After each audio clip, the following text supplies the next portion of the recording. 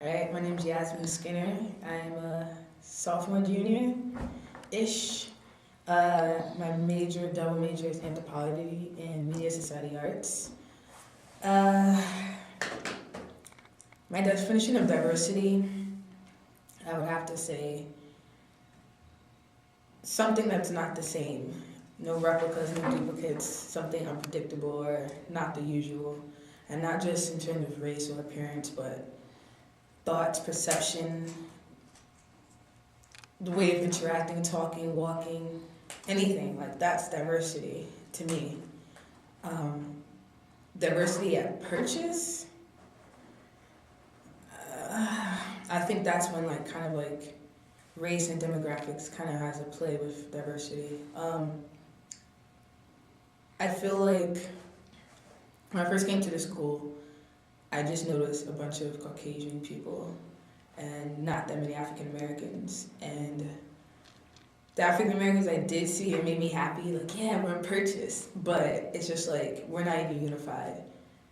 So that's one thing about diversity on purchase.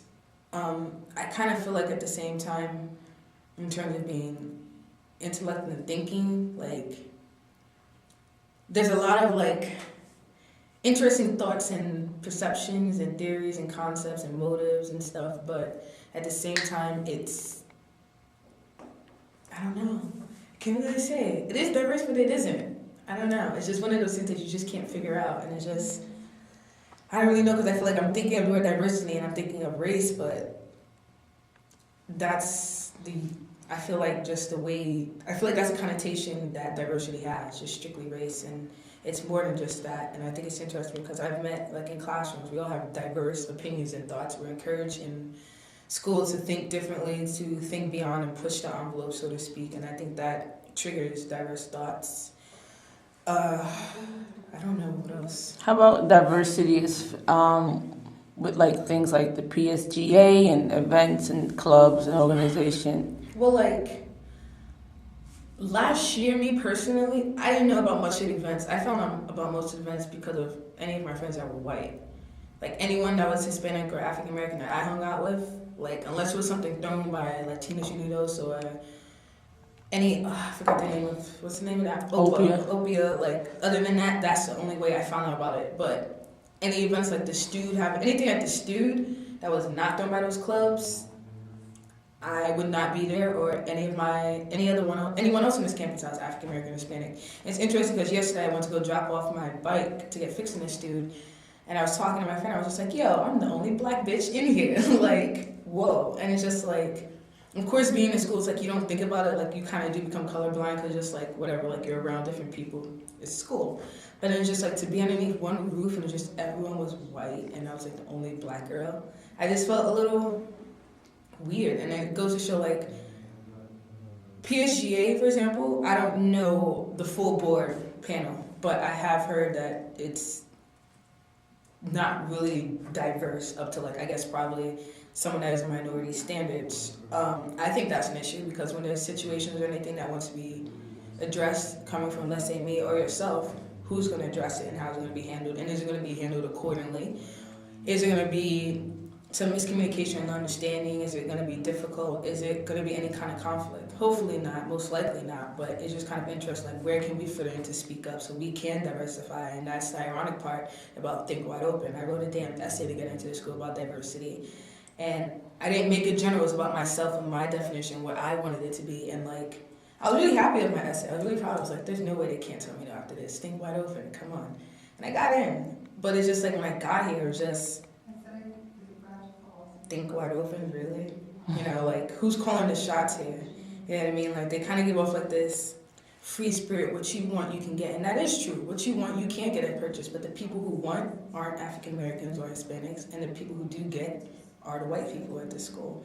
So,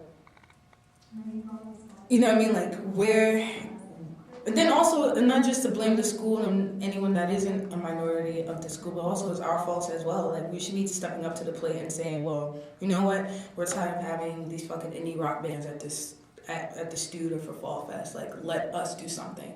But it's just like that's an issue amongst our community. We do not know how to be to be collective. Instead, we decided to be individuals and go against each other. And I know for last year for Fall Fest, whatever, when Cameron was chosen to come, it was just like, for me, it was just like, Cameron, really? Like 5 years ago, I saw him on like 155th having a barbecue with the whole Dipset. Like, I don't need him coming to my school. And like everyone else, mostly some of the white kids, was like, yeah, Cameron. It was just like, No. all right. But then that's interesting because it's just like, what is hip hop to you? What is rap to you? Like, that's not it to me. It might not be that to you. So it's just like, I think, if anything, we need to be more vocal, and that will help diversify a lot more things on campus. Not even just events, even food. You know what I mean? Even the people we have talk, even challenging our teachers at their, and being diverse with our opinions, and even letting us, the minority, speak up to put a different thought into our class, our peers, professors and students. So, Have you had any teachers of color while you've been here? excuse me.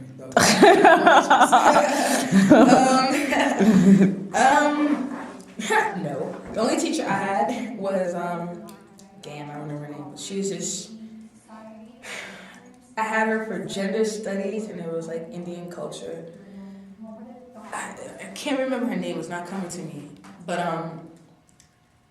that was the closest, and I think she thought I was Muslim because of my name. She would just say stuff to me, and I'm just like, right, Yasmin? I'm just like, right. Whatever. Whatever like, gets me the don't hate. know. And I'm just like, you know what? Like, once I had to learn the names and the years, and I was just like, you are very passionate about this culture, and I can't do this, so I'm dropping it. But no, I've not had a color teacher, and I never thought about that. Color teacher, well, you know what I mean. That's kind of outdated, but I haven't. And now that I think about it, I don't even think I've seen anyone African American or Hispanic on this campus that is a teacher, unless they worked in like Res Life. I think that's the only place where I've seen the most African American or Hispanic people that worked for Purchase. The cooks, they're all Latino, Hispanic. In the hub, it's like, that's like mostly, I think, where I see the most diverse crowd in food. I think that says something about the school. I think that shows like, well, yeah, you got them for food, but what else can they do? I think it's just interesting because what are we good for? Just jobs and like food and catering? Like, we're not capable of being professors, but then also it might just be, maybe there isn't any African American Hispanic professors interested in working at Purchase. Maybe they don't want to come here because they're like, no, it's not diverse enough. Maybe they feel like they can't be free or passionate about a topic without probably stepping on toes or offending people who probably not even are the same color of them. And I can imagine an African American teacher saying something and a white student just saying, I'm offended this and this now. Just like, but do you understand? Like, you know, are you you offended because you feel like you should be offended, or are you offended because it's actually hitting some kind of emotional chord in you?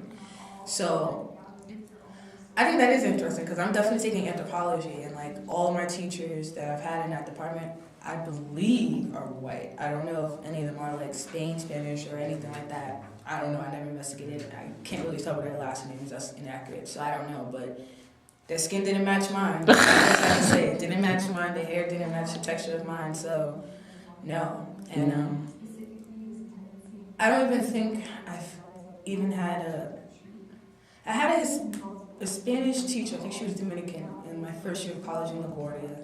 I think that's interesting because you're talking about distance and location. Purchase, this area, first of all, we just got how many new freshmen and transfers in there. That's like the most of diversity I've seen on campus. Actually, I must say, I've seen a lot more new faces of African American, Hispanic students, and Asian as well. But in LaGuardia, that's in Queens. That's a dominantly Hispanic, like Spanish neighborhood, the 7th Tree, and everyone can get there. That's like one of the diverse colleges, and they encourage students who are like immigrants or new to the city or state to like come to that school to learn.